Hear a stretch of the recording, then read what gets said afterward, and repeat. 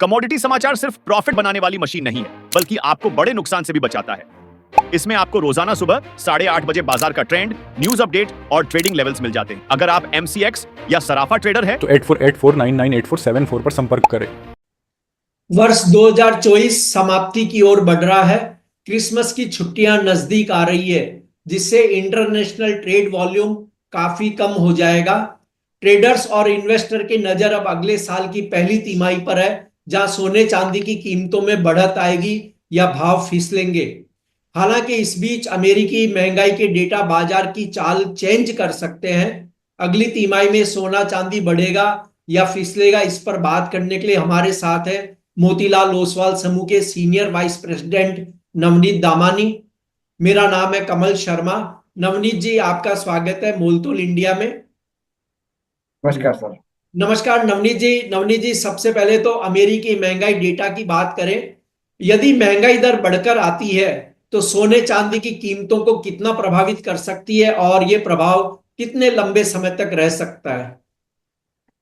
Well, आज जो CPI का डेटा है या जो महंगाई दर एक्सपेक्टेड है उसमें करीब 10 बेसिस पॉइंट की वृद्धि एक्सपेक्टेड है प्रीवियस जो कंपैरिजन है उसके अगेंस्ट। बट मुझे लगता नहीं कि कुछ खास इम्पैक्ट इस बार का जो डेटा है वो मार्केट को प्रोवाइड कर पाएगा, बिकॉज ऑलरेडी हम एक अंडरलाइंग टोन जो है मार्केट में काफी स्ट्रांग देख रहे हैं गोल्ड एंड सिल्वर दोनों प्राइसेस में। उसके साथ साथ जो 25 बेसिस पॉइंट ब्याज दर कटने की जो एक्सपेक्टेशन है वो करीब पिछले हफ्ते 50 से लेके अभी इस हफ्ते 80% के आसपास पहुंच गई है। तो ये भी एक बहुत बड़ा पॉसिबिलिटी हो सकता है कि मार्केट फैक्टर इन कर रहा है 25 बेसिस पॉइंट कट को दिसंबर महीने में।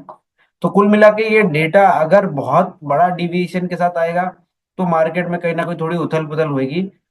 एल्स मुझे लगता है कि एक 10-20 बेसिस पॉइंट यहाँ वहां में कोई खास इम्पैक्ट नहीं आएगा एंड मार्केट इसको पचा लेगा और इसमें रिएक्शन कुछ खास देखने नहीं मिलेगा।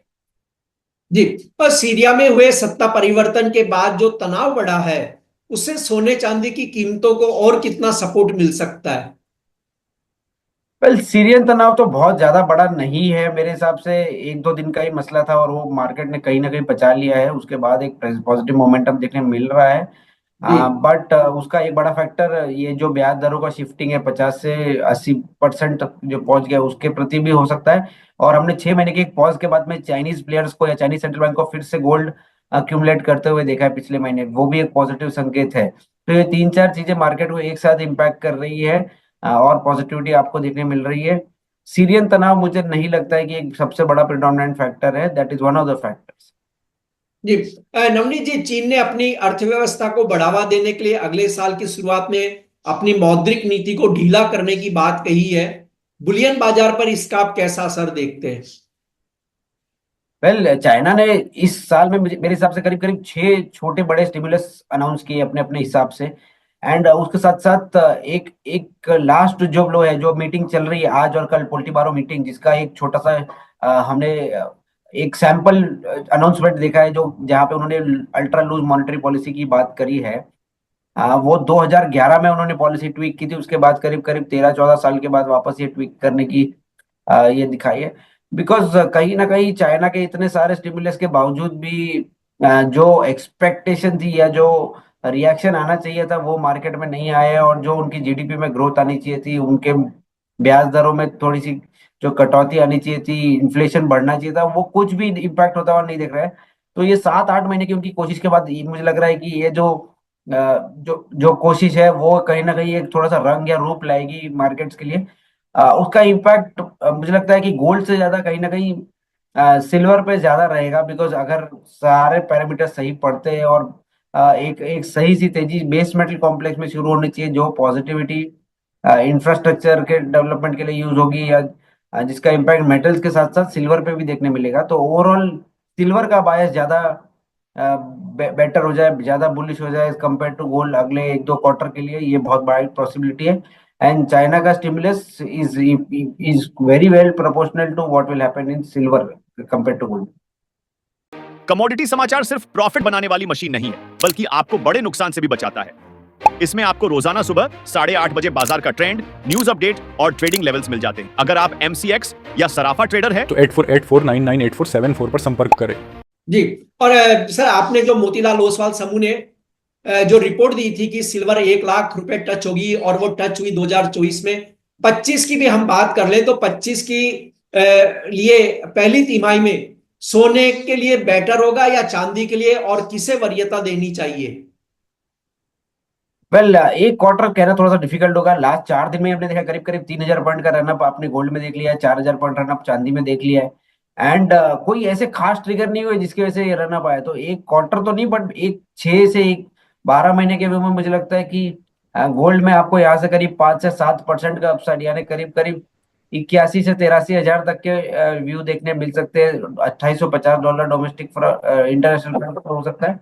और चांदी में बायस और स्ट्रांगली पॉजिटिव है, करीब $34 के ऊपर सस्टेन होता है चांदी, तो आपको $40 तक की चाल देखने मिल सकती है। तो चांदी में जो व्यू है वो 1,11,000 फॉलोड बाय 1,25,000 का है। तो रिस्क रिवॉर्ड पैरामीटर भी यही इंडिकेट करते हैं कि सिल्वर में बड़ा ब्राइट पोटेंशियल है as compare to gold. But short term के लिहाज से मुझे लगता है कि दोनों ही प्राइसेस में एक अच्छा रुझान या रनअप देखने मिल चुका है। तो थोड़ा बहुत कूल ऑफ आपको अगले 1-2 महीने में देखने मिले, ये बहुत ब्राइट पॉसिबिलिटी है। एंड ऐसा अपॉर्चुनिटी जब मिलेगा तो आप मीडियम टर्म की अवधि से फिर से बाय पोजीशन बना सकते जी नवनीत जी, 20 जनवरी को डोनाल्ड ट्रंप अपने पद पर बैठेंगे, लेकिन वर्ष 2024 तो खैर बहुत ही अच्छा वर्ष रहा है बुलियन मार्केट के लिए। पर 25 की पहली तिमाही में सोने चांदी के ट्रेड में किन घटनाओं पर पैनी नजर रखनी होगी? ट्रंप साहब तो कुर्सी पे बैठ ही रहे हैं उस दौरान। हैं। वेल प्रेसिडेंट ट्रम्प किस तरह से रिएक्ट करेंगे उनके शपथ ग्रहण के बाद में बहुत बड़ा फैक्टर है। चाइनीज मॉनेटरी पॉलिसी कितनी लूज हो पाएगी और वहां पे ब्याज दरों की ट्विकिंग किस तरह से होगी, ये सेकंड बड़ा फैक्टर रहेगा। तीसरा जियोपॉलिटिकल जो स्ट्रेस चल रहा है उसमें अगर कोई खास एस्केलेशन नहीं हुआ अगले 1-2 क्वार्टर में, थोड़ा सा डेसेलरेशन हुआ तो कहीं ना कहीं एक नेगेटिव फैक्टर जैसे पोर्ट्रे होगा वो गोल्ड और सिल्वर की प्राइसेस पे। बट मुझे लगता नहीं है कि ऐसा कुछ प्ले ऑफ होता हुआ नजर आएगा, बिकॉज लास्ट 4 महीनों में एक्टिवली एक वॉर खत्म हो रहा नहीं है, उसके बीच में दूसरा वॉर शुरू हो रहा है, तीसरा शुरू हो रहा है। जी तो ये स्ट्रेस बरकरार रहेगा।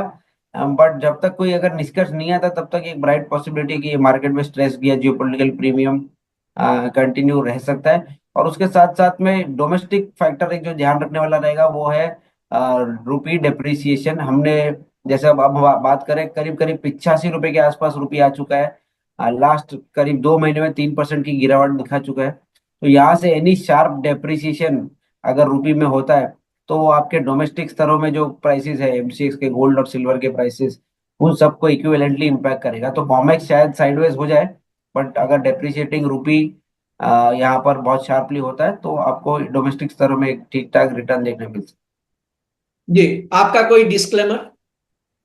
वेल मेरी कोई पर्सनल डेरिवेटिव्स पोजीशन नहीं है। जी आपका बहुत बहुत धन्यवाद, शुक्रिया नवनीत जी।